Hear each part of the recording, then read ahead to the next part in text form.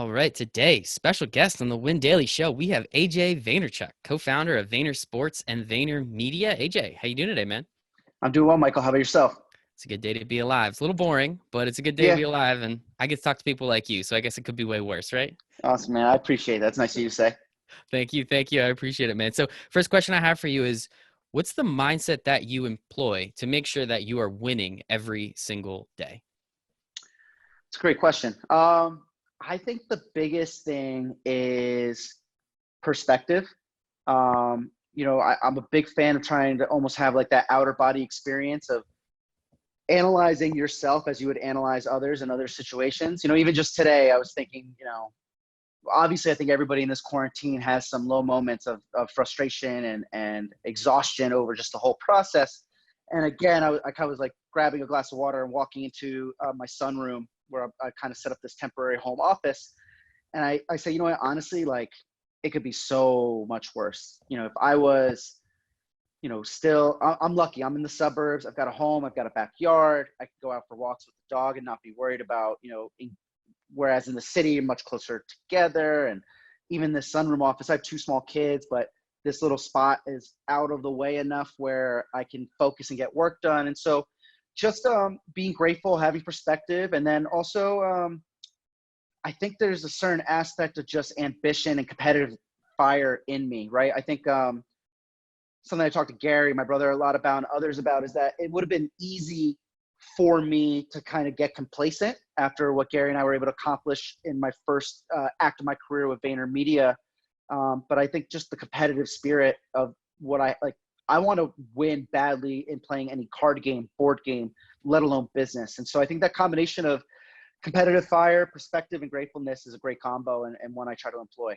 That is absolutely a great combination, and I think that it's very important. Perspective is huge, and I think a lot of people lose that. But I think it's kind of, for lack of a better term, I think a lot of people are starting to take advantage of this, downtime, quarantine time, Yeah, whatever you want to call it, and really gain that perspective because, as you said, it could be so much worse. And even for people in very bad situations, it could be worse. So it's always nice to yeah. remember. And as you said, be very grateful for what we have. And I'm very much hoping that when people do come out of that, the gratefulness sticks around and that positivity and that perspective sticks around. And not to bring up another terrible time in New York City, but with 9/11, that was something everyone was a New Yorker after 9/11. And I'm hoping, Yeah, everybody is on planet Earth for this. And it's something that yeah. it's hard, but hopefully we can I get through it. I think and I hope, outside of those that were impacted, and unfortunately every day that goes by, there's more and more people being impacted, right? And it started off where my impact that I received was I didn't know anybody impacted by Corona. And then I knew like a distant work acquaintance. And then one of my friends got it. And then maybe not a close friend, but a friend of mine had a parent pass away. It's like one of those things where it's unfortunately every day that goes by, we're being impacted. And obviously those that are losing direct family members are impacted far more than someone like me. But after that, for those that weren't so drastically impacted, which should ideally, if things calm down, be 90+% of the population, I'm hopeful that there are things that we take from this time that actually help make future life better, right? Whether it's more individuals being more open to the idea of remote work and the balance of remote work and in-person work. For me personally, I reconnected with some friends because I'm jumping on Xbox Live in a world where I didn't have time to play video games, right? And things like that. And so I'm just hopeful that we could take this terrible period and at least garner some positives moving forward from it. Completely agree. That's how we try and live here every day. Positivity, because negativity is Mhm. not going to get you anywhere. So Nope. obviously, thank you so much for that. That's always nice just to kind of get that out of the way and get people to understand where we're all coming from. And again, it's an awful situation, but we do what we can every day, as I said, to just try and get those wins, get in the win column. So in 2016, I remember when, Gary posted up that you guys were getting into the sports business and that you were, leaving VaynerMedia, for lack of a better term, really, going headstrong into this. Why was 2016 the right time for you and for him to say, okay, let's see what's going to happen over here with sports and athlete representation? It was primarily driven by my own desire for what I wanted my career to look like. A big aspect of me leaving was I felt that if I didn't leave then, I may never leave. And it wasn't that I was unhappy. And a not often told aspect of this story is that I gave Gary as far as notice goes, more than 12 months notice. So I actually came to Gary and said, hey, I need to leave, but I'm not going to leave tomorrow. I'm not going to leave in 30 days or whatever. Like, I'm going to leave when it's okay for me to leave. So it took over a year for us to hire my replacement, set up the infrastructure, feel comfortable that the time was right. But I knew I wanted to leave. And a big reason I wanted to leave was that I aspired to identify a career that I was in more control of, that had more flexibility to accommodate some of the health issues that I face in regards to my Crohn's disease. And I also wanted to blend business and sports as much as possible because those were my two biggest passions. And so that's why the timing was right. It was good timing for me to leave because Gary and I had done what we needed to do to get it set to the right place. I took a little bit of time off. I took 4 months off. The original plan was actually 12 months, but I was only able to take 4 out of my own desire to jump back into things. And I also felt that the athlete representation industry needed a shakeup. It needed some injection of fresh blood and a unique perspective. And that was another aspect that made it enticing. A Vaynerchuck not being able to take time off work, man. I've never heard Hey, I such a took 4 story. months. I took No, 4 months, and it was a great 4 months. I'm sure. I'm sure. But it was also clear to me that I was ready. I found what I was looking for and was ready to roll. Of course, man. I'm just busting chops. It's too funny. Obviously, been following your brother for a long time. Once he started tagging you and everything, been following you for a long time too. And just seeing the amount of work and effort and energy you guys put into your daily life, it's incredible. And I know a lot of people that, including myself, that aspire to be like you guys one of these days. So hopefully, Thank me you. spending 20, 30 minutes with you today, I get a little bit of that magic to rub off. I appreciate that. Thank you. If I didn't already through the high school grapevines, but gotta love that a little bit. And so, what exactly, as you said, you wanted to inject life, you wanted to inject fresh blood and energy. What was the sport? What was that market lacking that you thought, and you and your brother at least came together? Yeah. However, that part of it worked. What did you guys think you could bring? Yeah, I think the biggest thing is when you look at the most established players and the most successful players in the athlete representation space, with football specifically, the football aspect is first and foremost. And obviously the contract is the lion's share of the income that a player will most likely receive. But we felt that the industry as a whole almost was complacent with what their role and responsibility was. And I feel like athletes have evolved as individuals. A large reason for that is things like social media exposing them to things that are more important, more advantageous for their career. I think there was athletes that really set the trend of business and entrepreneurship and investing being the cool thing to do as an athlete, which was huge. And I just don't think that the existing representation had molded and had adjusted to the wants and needs and desires of the modern day athlete. And then what also drove us to it was that Gary and I, through our investing background prior to VaynerSports existing, had interactions and shared investments and had dinner table conversations with existing successful athletes that were doing this on their own without any support from their most trusted business advisor. And so I thought that, hey, I'm already having these conversations with not really many NFL players, but NBA players. I see that they have a desire for this. Their representation and their most trusted business advisor is lacking this in arena. I can actually jump in from an outside perspective and bring this experience and success that athletes respect right away, and then add in the football contract and football advisory side, and then also VaynerMedia's unique background with marketing and endorsements, and take those three things, blend them together, and create a brand new offering that didn't exist in the market. And that's a really interesting part to me. I had that a little bit further down in my notes, but I guess, we could touch upon it now, just with what VaynerMedia and you guys were able to build, as you said, with the endorsements, with the brands, and understanding, as you said, what these athletes are trying to do and who they're trying to be. The average football career is what, 2.5 years, 3 years, whatever it is, if you're lucky. Understanding that even though they only get 3 years, it's 3 years they're in front of a lot of people, and being able to take advantage of that side. So how were you able to bring in those brands from VaynerMedia without making it, what's the word I'm looking for, too obvious, or making it look like a proprietary? I can't think of the exact word, but I think I understand what you're saying. And honestly, I think most people probably think or thought that we leveraged VaynerMedia brands more than we actually did. Because at the end of the day, we're church and state. VaynerMedia has a fiduciary duty to their clients, and VaynerSports has a fiduciary duty to our clients. And so really, we only collaborate when those two things align. And for some of our brands, the biggest brands in the world, for some of our VaynerMedia brands, there's only 5 to 7 NFL players that they would consider endorsing. And so if Vayner Sports doesn't represent one of those 5 to 7, it doesn't happen. But what I think has also been a big benefit that we've been able to do is using Super Bowl as an example. VaynerX, Vayner Media, and 1:37 p.m., one of the media properties that VaynerX owns, put on a celebrity karaoke private event down in Miami in partnership with Dwayne Wade. A real advantage for the Vayner Sports clients is that they had VIP access to this event with not just celebrities, but high-ranking corporate executives, sponsors, things in Hollywood, music. Like, Gary sits at the epicenter of culture in a lot of ways. And so our players get to tap into that network in a big way. And so it honestly is a little bit less Vayner Media and a little bit more the Vaynerchucks and the ecosystem. I mean, I think that, again, just taking advantage of it, for lack of a better term, is something you have to do. And that's like such, I don't want to say it makes it an easier sell to these athletes, because I'm sure there's a lot of hard work that goes into it, but Yeah, just giving them that understanding. I mean, you have the CAA model where it's similar, but it's not the same thing, right? Like, they right. have their athlete representation and they have their brand consulting and they have all these other things. What exactly are you guys doing different from that model that's kind of Yeah. existed for however long at this point? Yeah, I think probably the biggest, and this is not the most obvious answer, but the biggest difference of why this works so well for us is that we're privately held.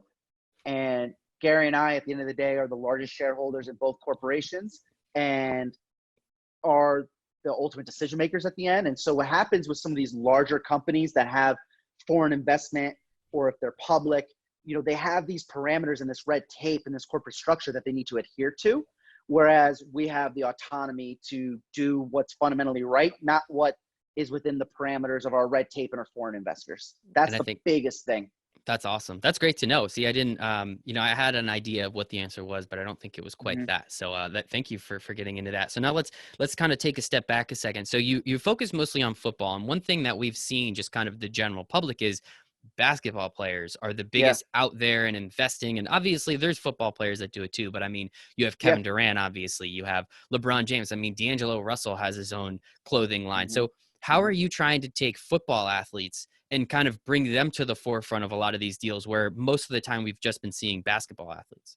Yeah. I think it's one of those things where the biggest reason for that, my iPhone getting shaky on my stand, You're I hit perfect. something. Oh man, one sec. All right, I'm going crooked for the rest of this interview. Incredible. Uh, so yeah, my computer audio microphone is no longer working, so we're going phone. Um, I honestly think there's a lot more football players that are partaking in this, but what's happening is with basketball, you are one of 5 people on the court. I've got my fix. You're one of 5 people on the court, right? And you're playing offense and defense. Whereas in football, you're one of 11 on the field. You're only on the field at certain times. You're wearing helmets. So I just think the reason why basketball gets a lot of credit for this type of activity is because they're just more recognizable individuals, and thus media outlets want to write about them more. The problem is if you're a strong safety for the Browns, right? You just don't have and I don't even know who the current strong safety for the Browns is. Not one of my clients. You just don't have the media appeal to show up in an article the same way D'Angelo Russell does, right? There's plenty of football players that are more successful than D'Angelo Russell, and nothing against D'Angelo Russell, but he's just more recognizable because of the context and the framework of basketball versus football. And that's interesting too. I mean, that is always one thing that you hear and see is with basketball players, as you said, you're one of 5, you're not one of 11, and you're on the court for the whole time, however long you're on, an average of 30 minutes a Yep. game. You're playing that whole time too, and you're seeing it. So I think that's a Right. really interesting way of looking at it, that media wants to pay more attention to these guys because That's their right. faces are much more recognizable. That's why you always hear about Exactly. football players going places and spending so much money, because they want to get that feeling of, oh, people do know who I Yep. am. So that's always Yep. interesting to me. And how have you been able to go in and start attracting clients? And how did you go in? I know Kyle Allen was one of the, at least the bigger names that I remember for when you Mm-hmm. guys started. Obviously Braxton Miller as well. How did you go about, finding these guys, giving them the understanding that, hey, even though we're just starting to do this, we really do believe we can set you up better long term than just this initial first contract or the second one after that? Yeah, I think for a lot of our clientele, it's a network thing, right? Where we are getting introduced to players through existing people in our ecosystem that have an attachment or a tie to that player. So that was a big one, right? If you look at some of our best and strongest, earliest clients, it was a referral basis of somebody that we knew in the world of business that was in our ecosystem, in our sphere, and we're able to make a warm intro. There is a significant portion of our client roster that comes from the cold call, believe it or not. It's one of these businesses where cold calling does, it's one of it was hard for me to believe at first, but it is something that can be effective. It's obviously not the most effective way. And in an ideal world, 5, 6, 7 years down the line, we're not relying on cold call as much. And then another big piece is that Gary has a large following. And we actually have had players, we've had numerous sit downs with players that literally just DM my brother and said, hey, I want to learn more about Vayner Sports. I'm thinking about leaving my agent. Can we talk? And so that's another piece of it. And that's actually really funny. People just reaching out to your brother, DMing him. I mean, hey, Yep. if you can, you got it, flaunt it. And obviously Gary's been pretty darn good at that. So It's obviously a real advantage for us is that, every day that goes by, it becomes more and more well-known and more established. And so it plays a part in what we do because it's a reputation business, right? It's a service-based business. And a lot of it's on reputation and capabilities of the individuals.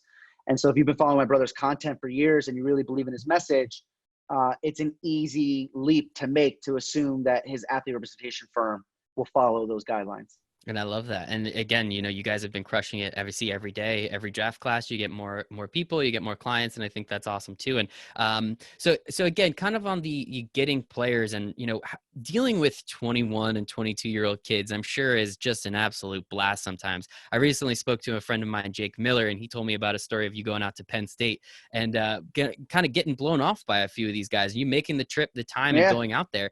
I mean, how frustrating is that aspect of the business, knowing that you can help these clients and they say they'll give you the time of day and then half the time not even show up anyway? Yeah, thankfully it's not half the time. Okay, good. Okay. I've only hyperbole. Yeah, I've only been blown off, I would say less than 5% of the time, thankfully. If it was half the time, I might have left the industry out of frustration. It's one of those things where it's I consider a situation like that getting off cheap, right? Where if an individual is going to blow off a meeting that they previously agreed to schedule with me and not show up to that, they're definitely not the type of person I want to work with or work for anyway. And so if they're, the sooner somebody can show me the red flag that I shouldn't work with them and they're not a fit, the better for me, right? Because it saves me the time and energy and the money. And so, listen, working with 21 and 22-year-old kids can be frustrating at times, but it's more rewarding than not for me. Something that I've really enjoyed, and I only probably have a few more years to enjoy it, is that I'm actually at the age that my brother was when I graduated college, right around it. So I'm 33. And so when I graduated, so like literally right now, I'm playing Gary's role as a mentorship, in a mentorship capacity. And not to say that I'm trying to become these kids' older brother. And a lot of times they already have older brothers. But it's fun for me to be on the other side of the table and to give back, because for me, I would have never achieved the level of success that I would have achieved without my brother's mentorship and partnership. And so if I can give back in that regard and kind of take the last 11 years and understanding what I benefited from and recreating it and giving it back to these guys, they have such an amazing platform. Their hard work and athleticism has given them the opportunity to be an NFL player. And it's one of the biggest, most well-respected brands in this country. And it opens up doors that don't stay open once you're done playing. And so it's particularly right now a really fun time for me because I can kind of recreate that role my brother played for me.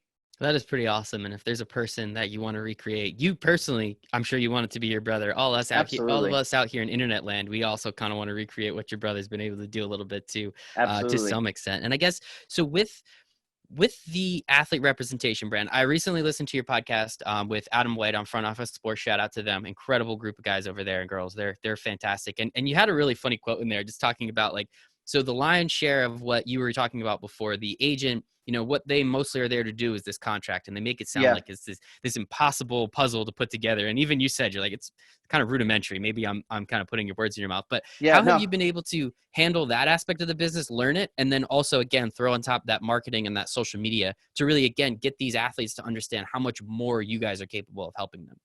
Yeah, I think it's interesting. transparently, the contract aspect of negotiating with an NFL team is not difficult.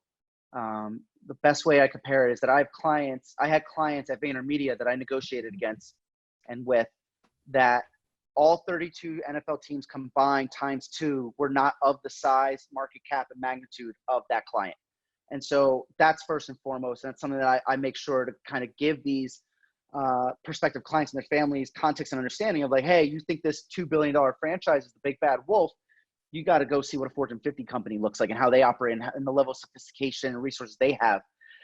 That being said, it's definitely a track record business. And I think something that has handicapped us and made it hard for certain clients to go with us is the fact that we've only been around for a few years and we don't have records and records and records of completed contracts with these NFL teams. So even though I have these examples of negotiation and business outside the confines of football, there is a large contingent of players and their families that still struggle with the notion of a lack of track record of working with these teams and getting deals done.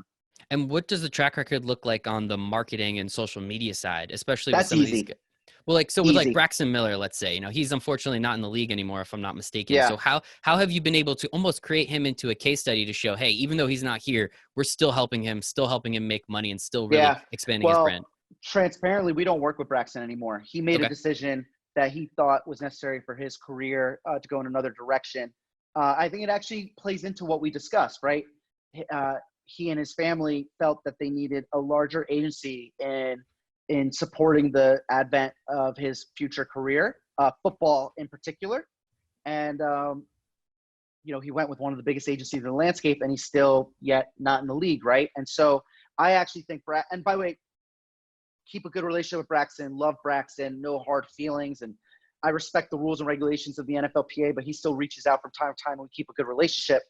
But in that example, I think there was things that we were able to accomplish in the nearly 2 years that we did work for him. And thankfully, Braxton is a smart enough young man who's also a self-starter that even though he no longer works with us, he was able to take a lot of what we implemented and run with it. Mm-hmm. And so I think if you ask Braxton, he would say that if his career is indeed over, he was best off during his time with us for what was to come. And I take pride in that.